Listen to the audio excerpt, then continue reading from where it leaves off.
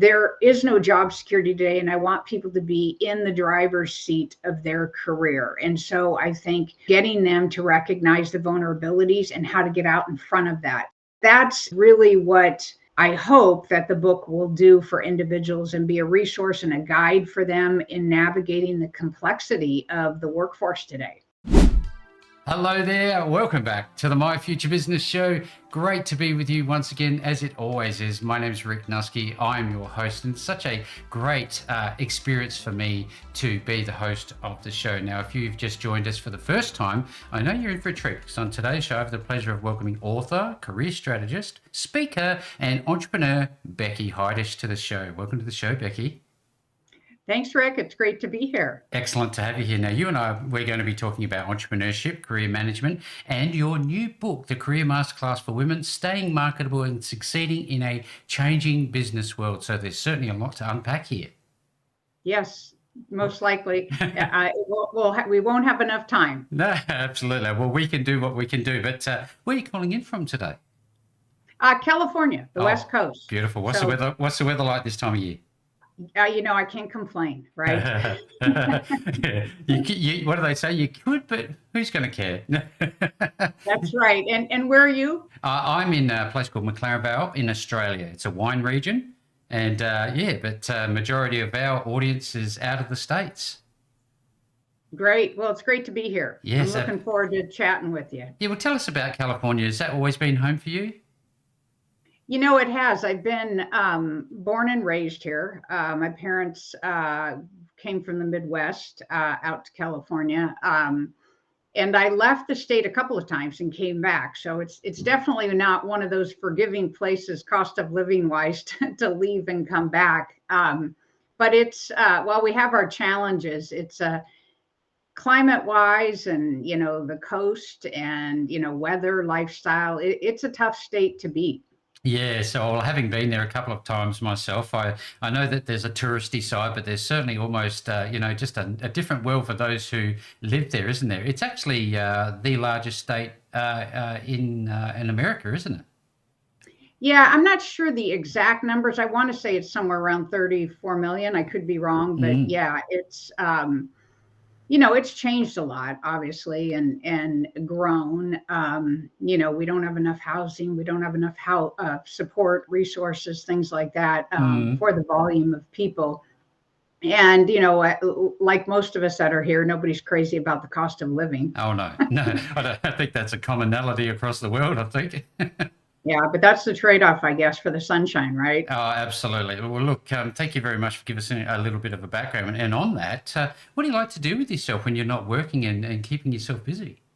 Oh, gosh, I'd like to say that I'm, retired and relaxing and traveling and doing all that. It's been a very busy time for me, obviously, with the book coming out. That's in itself. I have a daughter who's getting ready to graduate high school.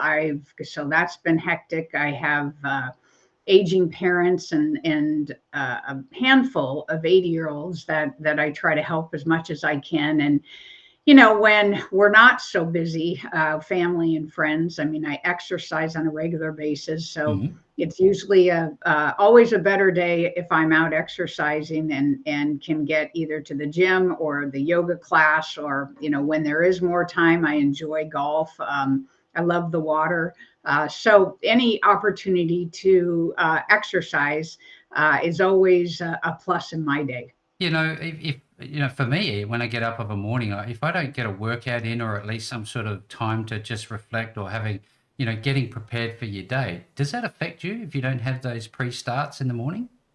Oh, absolutely. I'm always better, and I feel better. In all of my roles in my life, if I, eat well, exercise, get a good night's sleep. But if I can start my day, whether it's with a yoga class or sometimes it's a walk with the dog. A lot of times, sometimes it's the gym.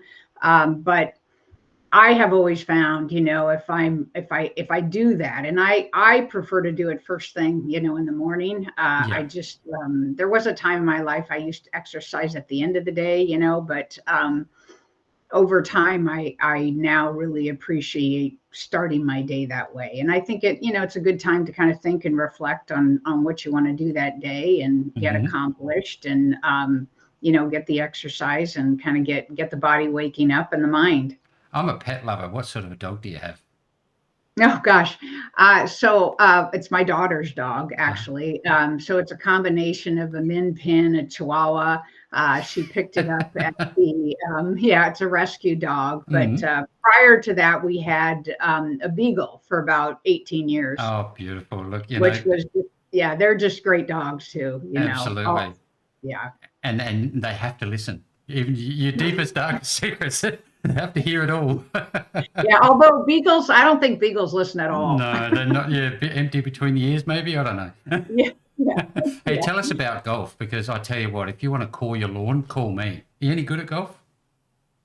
My daughters played golf in high school, and my parents actually live on a golf course, and so our whole family has golfed and played golf. And I can do all right out there. I don't play consistently. It's one of those, I enjoy it, and I think when I cut back on my work, I will definitely play more. But gosh, it just, even being out on the course, courses are just so pretty, and it's so peaceful, and you're outdoors, and you're getting exercise. There's a smell to them, isn't there? There's that smell, the grass. Yeah, and it just is. It's such for your mind and body and spirit. Kind of a good place to go. It's a good thing to do. Yeah. Whether family and friends to do together, things like that. But yeah, I enjoy it. It's and it's fun to watch. I mean, some of the the Masters and some of the great events, it's exciting to watch. Yeah, well, look, you're talking about being consistent. I'm consistently bad, but that's another story altogether. But tell us about, the importance of, I guess, getting, coming back to the start of the day thing that we touched on, Becky. How important is the way you think about the day and what it's going to do? You might have some pressures. How do you motivate yourself or get yourself in that frame of mind that, you can attack the day? I'm a planner. I plan ahead. I've always been someone who kind of knows what to do in a day to keep the ball rolling, to keep the ball moving down the field. So that part of kind of managing my day or managing my responsibilities or my goals and things I want to do, that's always come fairly easy for me. I do have, like everybody, I for a long time had the written planner, then adjusted to the digital, right? Yep. And that trying to there was a time where I was kind of trying to do both, right? But I keep a long-standing kind of list on my desk. So I have a tablet on my desk, and that's kind of my long-standing. Anything I think about, I write it down. I keep, all my ideas, whatever's coming. I have my calendar, of course, on my phone and my digital. And then I also have a whiteboard up, and I actually have that in my dressing area, and it's in every day, first thing in the morning, I just take a look at whenever I've got an idea, I write it on the whiteboard whenever, like these are my top 2, 3, 4 things I want to do today. At the end of the day, when I'm winding down or in the evening, I glance at that too. And that just kind of, I check off, and I sometimes run my annual goals, my quarterly goals, and I just, the headlines of them. And so I always feel like I'm moving forward, and I know that I might not always know exactly, I know the direction I'm going. I might not always know exactly which I'm going to tackle first or next. Yep. And I'm constantly shifting that based on, things that happen every day, right? In work and business and life. Yeah, that's great feedback. I love this part of the call because before we jump into the call, we learned a little bit about you. And I often go back to when we were kids and ask, whether or not you have any fond memories that you can share with us. Tell us about life growing up and, what you can remember. Oh, gosh. I grew up in California, Southern California, and both my parents worked. My mom was kind of a bookkeeper, worked her way up to a controller, and then became a CFO of a small privately held company, one of the fastest growing companies in Southern California. And my dad was in law enforcement, and but they worked full time. And back then, I would not be here today if I did not get my work ethic from both of them. And my mom was always very resourceful and good with accounting and numbers. So that's how I kind of learned to stretch a dollar and balance a budget. Yep. And those are really the key ingredients, I think, that have kept me going, and the tenacity. My dad's he's very tenacious and persistent, and both of them, that kind of foundation I had growing up. So chores on weekend, things like Yep. that. And I Yep. grew up with two brothers in a very sports oriented family. Everybody was involved in sports, and so that's family vacations were at the lake, and swimming and water skiing and things like that. When things were a lot simpler, did you ever have the rule where the only time when you needed to be home was when the streetlights came on? Was that the sort of environment that you grew up in? Yeah, I mean, it's so, yeah, for sure. I can remember, it's just so different. I Oh, it mean, is, I isn't it? remember, I remember my one brother and I, who's closer to my age, just out riding our bikes all the time, Yeah. whether it's after school or in the evening, and, things like that. And, it was just, it was so much more of a carefree time, I think. And, Yes. we didn't have the worries. We didn't have obviously all the technology, but we certainly didn't have the safety, issues and concerns and things today. And you could ride your bike and jump off your bike and throw it and it'd be in the front yard and come Next back morning. out and it'd Yep. still be there. Yeah, yeah. No, look, I love this part of the call because it really gives that human connection. Because business is business, books are books, but the stories are always different. So I really appreciate your feedback. Now, tell us a little bit about other inspirational people. We've talked about your parents. Now, along the way, I'm sure there would have been other people in your life that have inspired you, motivated you, call it what you will. Who have they been? I have been blessed with a large extended family. And, I have had my grandmother. I wasn't able to really spend time with one of my grandmothers more, but one of them I certainly did. And she lived to be 95, 96, lived on her own and drove until the last, week or two of her life. Hmm. Um, and I think those kinds of roots, my grandparents and parents grew up farming and working hard, and there was no complaining. No, They just did what they needed to do, kind of a thing. And hard I enough. had Yeah, and I've had a number of just wonderful aunts. My aunts have been, great, and a big part of my, they've been around.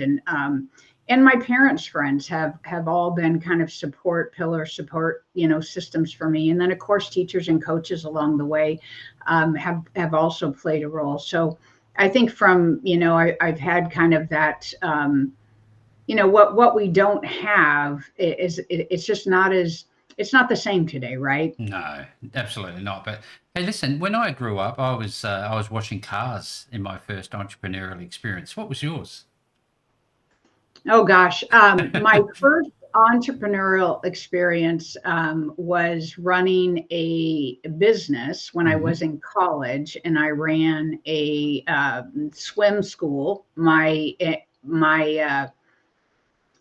family had a pool in our backyard, and so I had done some lifeguarding, and I had worked for another individual who ran a similar business the summer before and in my high school years. So when I came home from summer, first year of college, I thought I'm just going to start my own business. And so I did. And my dad helped me, and I was working with 3 and 5 year olds, and they were just such a great age to teach. Yeah. And I knew I could get them across the pool and safe in the water within 2 weeks. And so we created, we had this lip on the pool, and the lip was like about the concrete lip around the pool, and it Yes, was yes. probably about 3, 4 inches. So for the little hands, they couldn't grab Couldn't it. So grab my it. dad, Huh?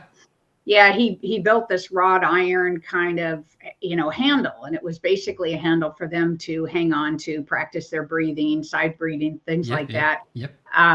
So we dropped that in, and kind of put that around the edge of the pool, and I did a flyer and ran it through the neighborhood. And next thing I knew, I had first session filled up, second session, third session, and then word of mouth. And I ended up doing that for the next several summers.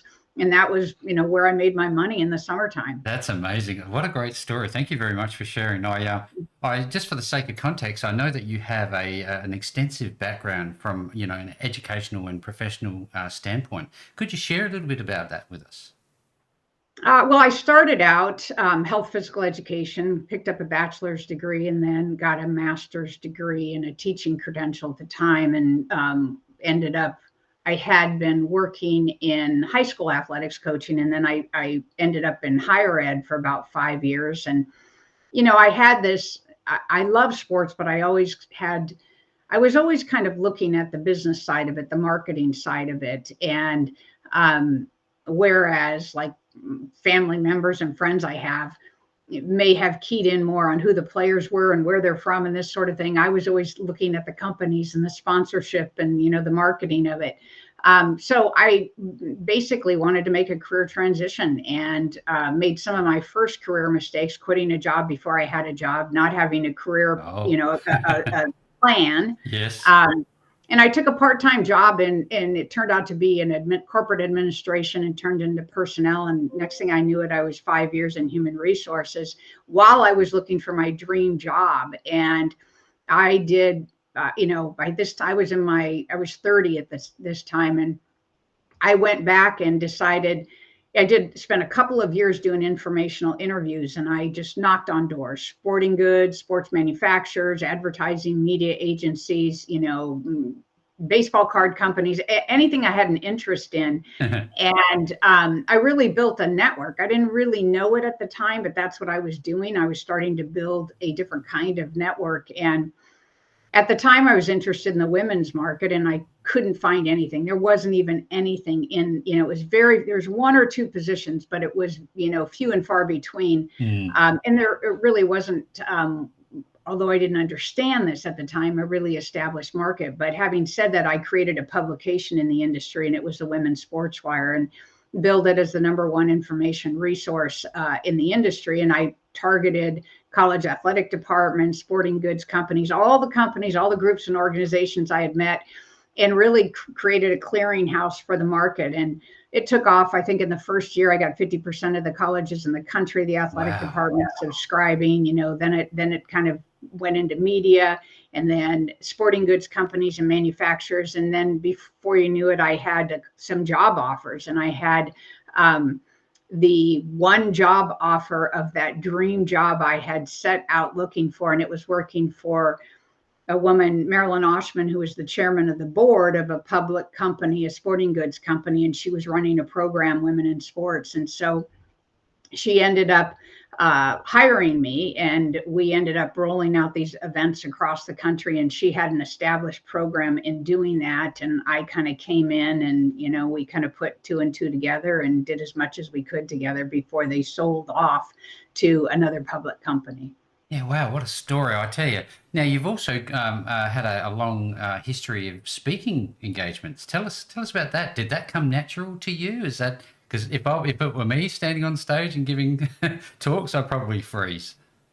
Well, most of my speaking has come from either events and things that we were running, or corporate consulting and doing some projects and things like that, or seminars with different groups and organizations on specific topics. But I think coming from, the teaching and having been, assistant professor and, in classes and things like that. And then when I was doing my publication, it really became, it opened the door to media. So I was getting called, I was on from radio shows to, publications where, interviews. And so I got I did a infomercial with Franklin Covey years ago, and that was kind of a fun thing to do. And I had a stint we had an event, so I had the opportunity to be in the studio in LA with NBC, and do so. I've had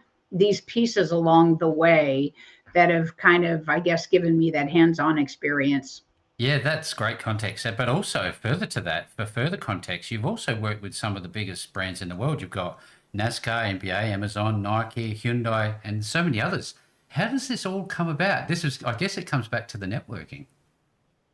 Yeah, it's been 30 years, right? And so I've run, gosh, 3, 4, 5 different businesses within that time. I had my publication, then I was running a sports marketing agency. So some of these brands and companies I was dealing with at different times in my work. Then I was running a couple of online career centers. So some of these companies were, posting jobs with us and doing things like that. And then eventually launched WSS Executive Search. And then it was, doing search assignments. So, I've worked with a variety of companies and organizations, from small Fortune 500 to private enterprises to nonprofit to higher ed, across the board. So it's given me kind of an eclectic kind of, background in terms of companies and employers and partners. I think it's a great segue to start talking about what a career strategist actually does, and how was it that you, I guess, found, you kind of touched on it, but how was it that you decided this was for you? That's a good question, Rick. I've always been passionate.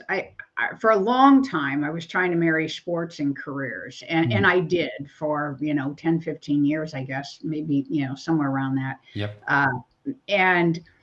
But I think most of what I try to share as it relates to career management today, or even entrepreneurship, is really, evolved like you and many of us, right? That when you pick up experience along the way, and, from either your most all of the mistakes I've made.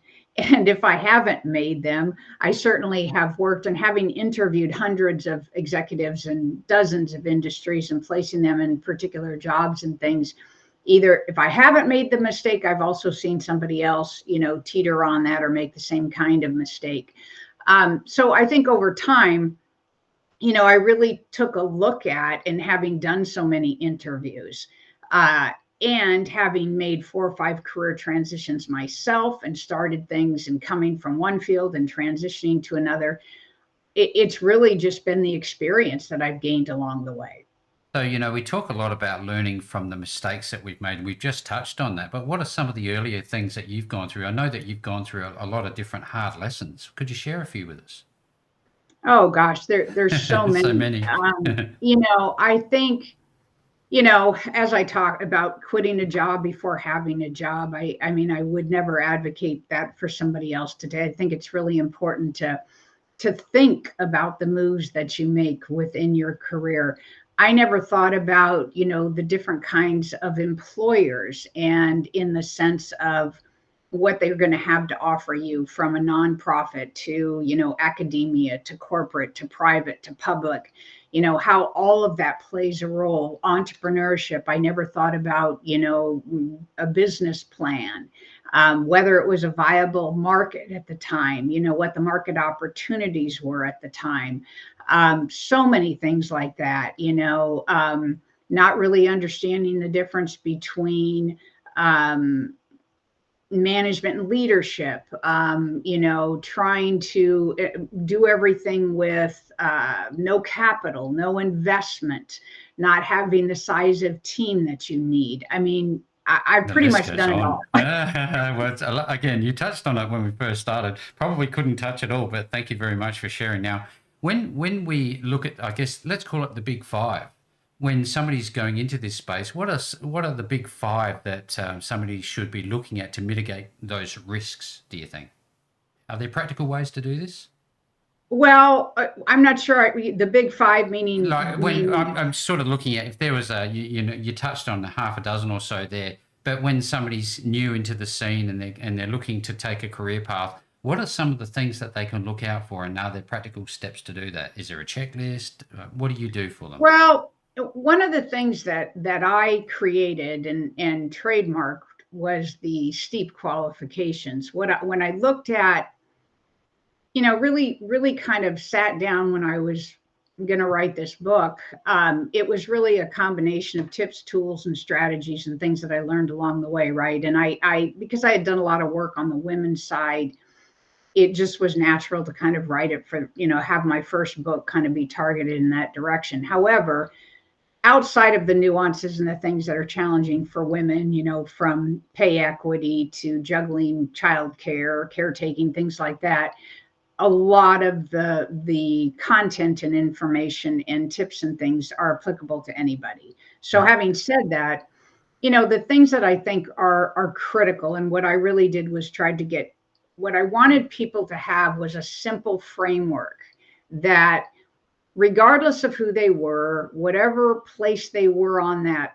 career ladder, whatever industry they were in, they would have a framework of knowing how to manage that career or build a career. So whether they're transitioning, wherever it was. And so when I really thought about it, I wanted something simple that they could remember, and that was the steep qualifications. So, whenever I'm working with anybody in any level that, in any industry that wants to make a career transition or is thinking about it, or maybe is recovering, trying to bounce back from a career disruptor, or maybe wants to start their own business, whatever the situation is, or even a college grad, it's about, what I want them to really key in on is the steep qualifications, because that's our starting point, and that represents the skills, tools, education, experience, and personal qualities. So starting from there, I can help anybody, but that's where we're going to start. We're going to start at looking at each one of those categories, and then trying to determine where they are today, where they want to go, and what's missing in each one of those. That, I talk about in my book, career buckets, and the reference to each one of those should be, if they can view it like a career bucket, and they're constantly adding to that bucket. And sometimes, there's leaky buckets, and sometimes you've got to get a new bucket or change it out or things like this. But if you take a look at that, and then where somebody wants to go, it's an easy way for them to think about not only the management of their career, but how they're going to get there, and what's missing. And usually, typically, within any change that anybody wants to make, whether it's an industry or a functionality or starting their own business, where they are and where they want to be, there's usually some things in there that they don't have, that they need to get lined up, whether it's another certificate, whether it's, could be shadowing, getting to know how this particular business is run before they jump in, whether it's going back to school, getting a license, whatever the case is. But I want them that, when they look at it that way, they can practically look at where they are and where they want to go and put together a plan. And depending on how extreme that situation is, if somebody's wanting to be in accounting, let's say, and they want to stay in that functionality in one industry, and they just want to switch industries, there's a different plan for how to do that versus somebody that, let's say, wants to stay in the same industry but wants to switch functionalities. They don't want to be in accounting, but now they want to move into sales or marketing. So and if somebody wants to do both of those, change industries, change functionalities, then there's going to be more required, and there's going to be a bigger bridge that has to be built. But that's, kind of the foundation I like to take people through in working with them and getting them on track to think about what they need to be thinking about before they make the critical decisions. There's all these different types of personalities, introvert, extrovert, and so on and so forth. Now, if you meet somebody who's needing to market themselves to get themselves out in the world, but they're kind of introverted, what sort of techniques and tools, given your background and your experiences, do you share with them? Are there different paths for different people? Yeah, so certainly, I think what's important is identifying, when people figure out and are able to identify what they think they're good at or what their strengths are, right? And not everybody's going to have the same set of skills, but if they can what I want people to do is try to marry what they're good at, what the opportunities are, what the market opportunities are, and where their passion is. And if they can try to find the intersection of those three things, that's a good place to stay focused, or at least to try to work backwards from. Yeah. And, and when it comes to an introvert or marketing yourself, I mean, today, I think it's just critical for everybody, whether we like it or not. I mean, that digital train is kind of taken off. And, the nowadays, I mean, it used to just be that resume and the cover letter and things like that. But today, as you know, it's the LinkedIn, it's the social media following, it's that sort of thing. So, I think it behooves everybody to be online, to have a LinkedIn profile online that should match and coincide, of course, with their resume. There's still a role for the resume, but building that digital network and having that network accessible, and then also using that to market the individual. If an individual is not wanting to do something, let's just say like podcast, or they're not wanting to be out, it doesn't mean that they can't provide value online, and lots of different ways to do that. But that is their value today too, is their reach online, their network online. And that's one of the things I talk about when they face a career disruptor is, having accessibility to a digital network when you're out of work is critical. And so, there's lots of little things that they can be doing in terms of online branding, and some things they can also be, creating more. I talk a lot about mitigating risks in the workforce today, and, being careful online is one of those. It's when we talk about the digital space, I cannot help but ask the question, what's your view on AI? Because it seems to be, the snowball effect is alive and well. Yeah, I mean, I'm not an expert in AI or technology, but obviously, I mean, I'm starting to study more and more about the different applications and how it changes or how you can use certain things. I think it's going to be replacing certain jobs, for sure, without a doubt. I mean, some of the more, word processing, even journalism, it's going to be hard to tell what's AI, even generating, we'll be doing interviewing with avatars. We'll be doing, lots of different things. I mean, I think one of the statistics I just read too is now there's, fraud has kind of entered that arena as well too. And people are interviewing people and not even knowing if that's the person they're actually interviewing. It's crazy. But I think AI is, it's one of those things that we've had AI, out there, just from, very infant stages, when we would make these calls in these call centers and it would be automated, right? But we're moving at such a pace with quantum computing, with everything that's going on, that what we're going to see, I think, is going to be at such a speed. And it's really about, the key is, there's no way we're going to stay up with all the digital tools today. And I talk a lot about that in my book too, and really trying to understand, you can't stay up with, we're all inundated with the number of apps, the software, the accounts, the passwords, it's unbelievable.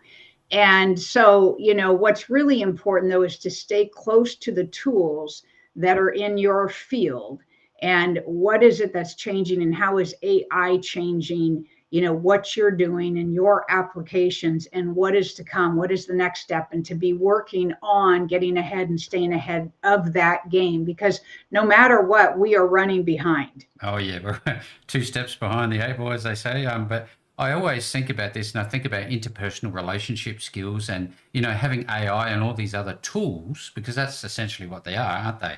Having the ability to negotiate, to communicate, to take the digital world offline. How important in the future is it to stay offline, meet with people, have real connections, real networks face to face?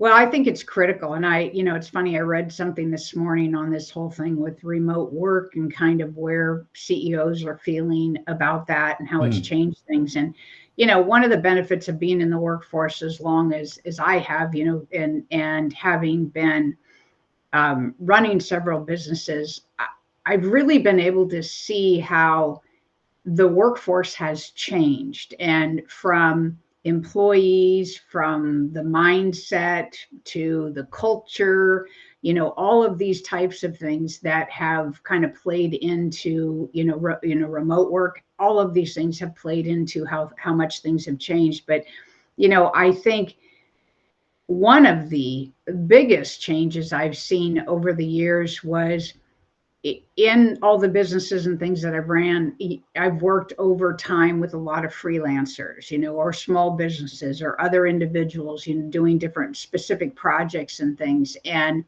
we used to do so much more on the phone. And especially with younger generations, it doesn't seem like people want to be on the phone. No. They want to text, they want to send it in an email. I've got a group in the UK that I work with on some things online, and there's a huge time difference, right? All that you Yep. constantly have to kind of juggle when you're doing things internationally. But I find that the younger generations, it's really short messaging, and they'd much rather do it that when you really the amount of going back and forth sometimes that you have to do to clarify things, when if you could just jump on the phone and clarify it, you could clarify it much quicker. Imagine So that. yeah, and I think those things are changing, and the pendulum does swing, and so Yeah. right now it appears that business is starting to really begin to take a look at, and everything that I'm seeing is coming out is, while there's great value to, and I believe this, and great value to remote work in certain situations, certainly for the experienced worker, for somebody who is self-motivated, self-disciplined, is already on their way in their career or established in their career, then I think it certainly plays a role. Or if there's healthcare issues, taking care of a family member or young children, there's all kinds of benefits in those ways. However, we do have a chunk of the workforce that would be better suited to be in the office and to be getting the coaching, to getting the mentoring. I mean, some simple things that people, I'm realizing have missed, like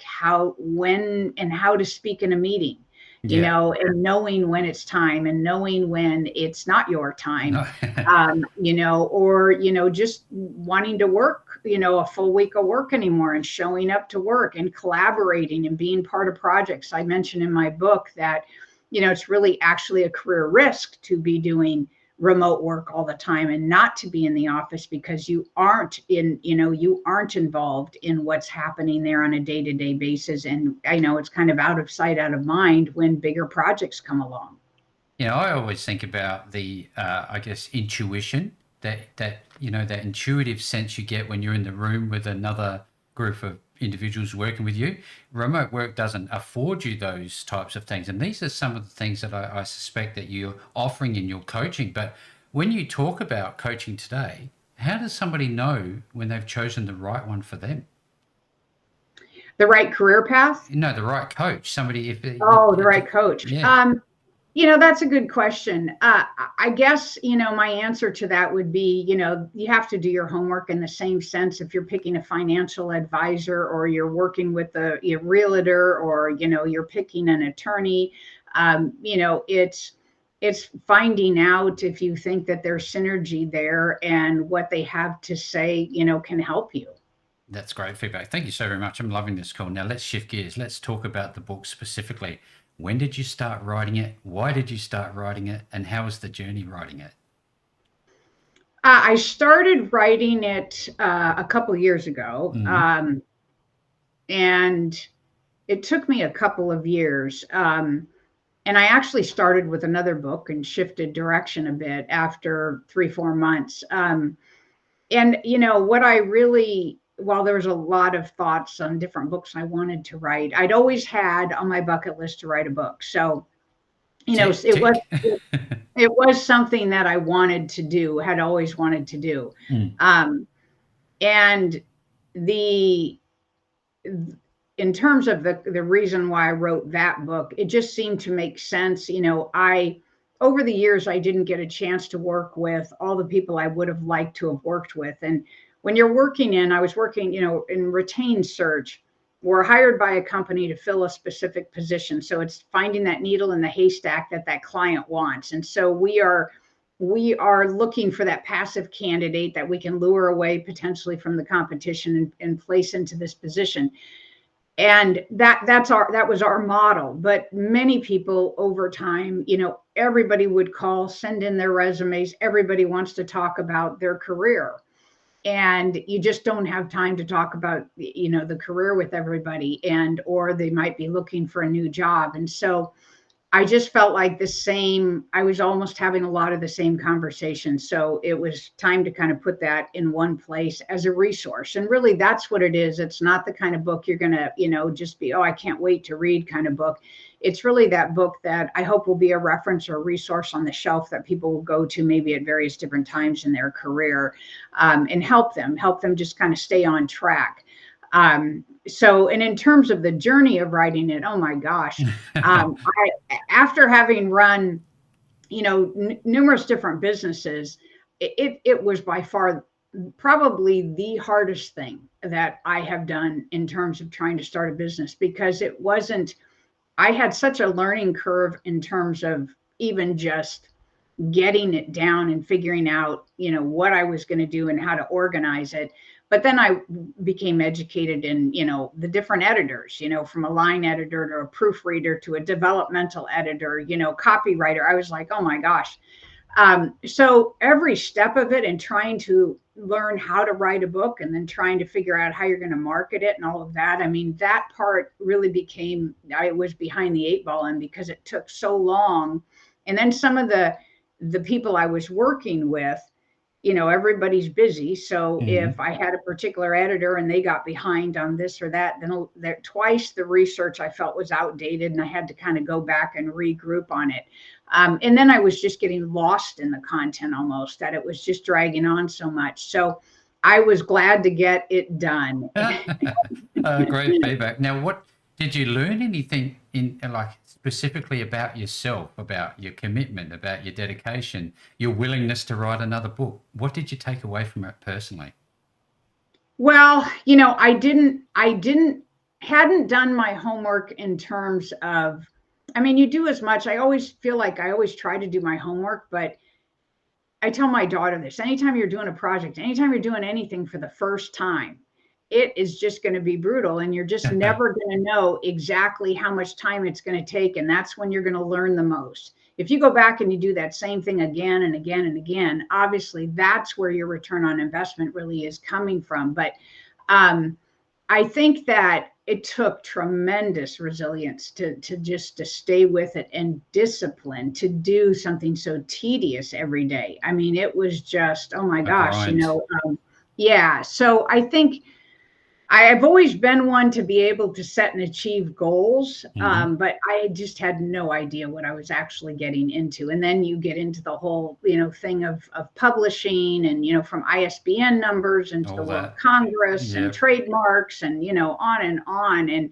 to the book cover, to the weight of the paper, to so many decisions, and then where you're going to, where it's going to be sold, and what your royalties and commission, on and on. And on. Now that you've educated yourself and been exposed to all of these questions and answers, hopefully, you're going to do it again? Do you have another book in you?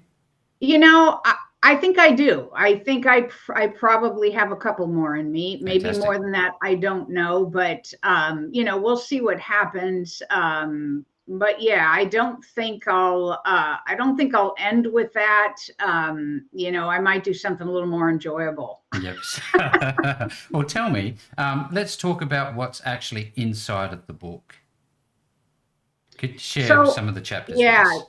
So I talk, the first section of the book is really vulnerability. And what I'm trying to do is set the reader up for, while it's not too, exciting, is to really understand the vulnerability they're in managing their career today. And, we have so many things competing today. As years ago, generations, it was one job, that's what they had, right? Yep. And 25 years, 30 years, same kind of career field, that sort of thing. And nowadays, so much of that has changed, but we have industries have changed, jobs have changed, skill sets have changed. We have tremendous, we have AI, as we talked about, and all of that moving at tremendous speed, technology, robots coming. We have geopolitical risks. We have inflation. The cost of living continues to rise. People are living longer. Right now, the largest demographic re-entering the workforce are 75 years and older. Wow. And so we have that. We have a lot of freelancers. 2025, I think it's something like 86 million freelancers just in the US alone. Everything is changing about that. Job security is at the forefront of that. And, people either are going to be outdated, with their skills, not going to be qualified, their job or their industry is going to change, or they're going to face a career disruptor, something unexpected, cancel culture, anything like this, where acquisition, a merger, anything that can happen. So all of these types of things are affecting, it's now become one of the biggest stress factors in people's lives today.